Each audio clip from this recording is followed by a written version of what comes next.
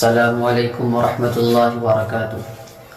بسم اللہ الرحمن الرحیم وبہ نستعین۔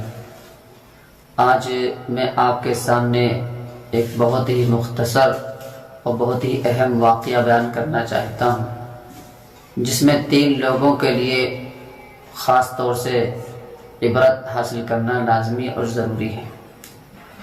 وہ یہ ہے کہ بنی اسرائیل میں ایک آدمی تھا، اس نے نظر مانی اگر ہمارا فلاں کام ہو گیا تو میں رات میں چھپ کر کے اللہ کی راہ میں صدقہ کروں گا۔ بہرحال اس آدمی کی اللہ تبارک و تعالیٰ نے جو نظر مانی تھی اس کی نظر پوری ہو گئی۔ اس آدمی نے جب اس کی منت اور مراد پوری ہو گئی جو نظر مانی تھی، رات میں روپیہ پیسہ لے کر کے نکلا تو ایک رات میں انسان جا رہا تھا، اسے نہیں پتا یہ کون تھا، رات میں اس کے ہاتھ میں پیسہ دے دیا اور چلا آیا۔ صبح کو یہ چرچا ہوا کہ رات میں کسی نے چھپ کر کے ایک چور کو صدقہ کر دیا۔ بہرحال اس کو بڑا افسوس ہوا کہ یہ ہمارا صدقہ تو بیکار ہو گیا، چور کے ہاتھ میں دینے میں تو یہ ہمارا صدقہ بیکار ہی ہو گیا ہے۔ بہرحال اس نے پھر بھی یہ سمجھا کہ چلو خیر، ہمارا صدقہ قبول نہیں ہوا، تو اس نے سوچا کہ دوسری رات میں پھر اس نے سوچا کہ اپنا یہ صدقہ آج میں دوبارہ اللہ کی راہ میں صدقہ کروں گا اپنا مال۔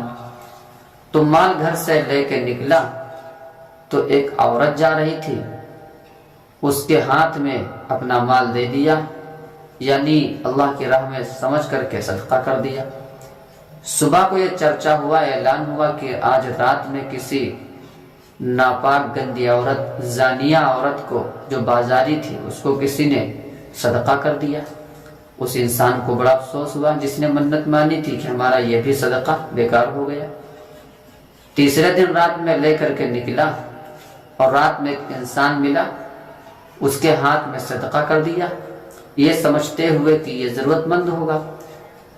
صبح کو یہ چرچا ہوا کہ ایک مالدار آدمی کو کسی نے رات میں صدقہ دے دیا۔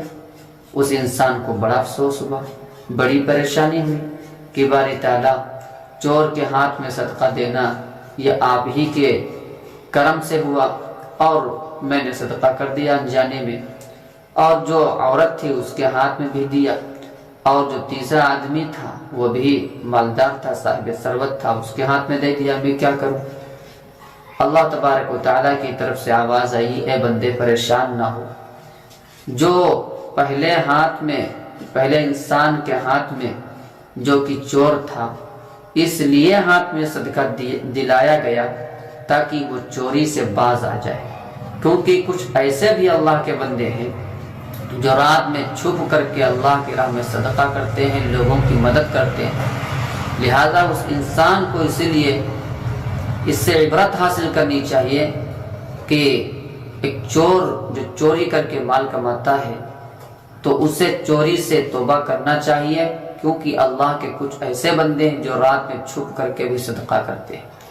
اور جو عورت تھی اس کے ہاتھ میں اس لیے کرایا گیا تاکہ اس کو عبرت ہو کہ اپنا منہ کالا کر کے یا گندا کام کر کے، گندا فعل کر کے پیسے کمانا یہ غلط، سراسر غلط ہے۔ کچھ ایسے بھی بندے ہیں جو بلا کسی گناہ کے کیے ہوئے بھی اللہ کی راہ میں صدقہ کرتے ہیں۔ اور تیسرے جو مالدار کے ہاتھ میں صدقہ کرایا گیا وہ اس لیے کرایا گیا تاکہ مالدار کو عبرت اور نصیحت حاصل ہو کہ کچھ ایسے بھی بندے ہیں جو رات میں چھپ کر کے اللہ کی راہ میں صدقہ کرتے ہیں، اور میں صاحب مال ہونے کی وجہ سے، مالدار ہونے کی وجہ سے اپنا مال میں اپنے پاس رکھے ہوئے ہوں اور کسی کو صدقہ نہیں کر رہا ہوں۔ بہرحال اللہ تبارک و تعالیٰ کی یہ ساری کی ساری حکمتیں ہیں جو ہماری نظر سے غائب ہیں۔ ہمیں معلوم نہیں کہ ہمارا کون سا صدقہ قبول ہے، کون سا نہیں قبول ہے، لہٰذا ہمیں چاہیے ہر وقت اللہ تبارک و تعالیٰ کی جو حمد و تعریف کرنا چاہیے، اور جو انسان ایک گناہ سے بچنا چاہے تو اللہ تبارک و تعالیٰ کسی نہ کسی کے ذریعے سے اس انسان کو گناہ سے بچا دیتے۔ اللہ عمل کی ہم سب کو توفیق عطا کرے۔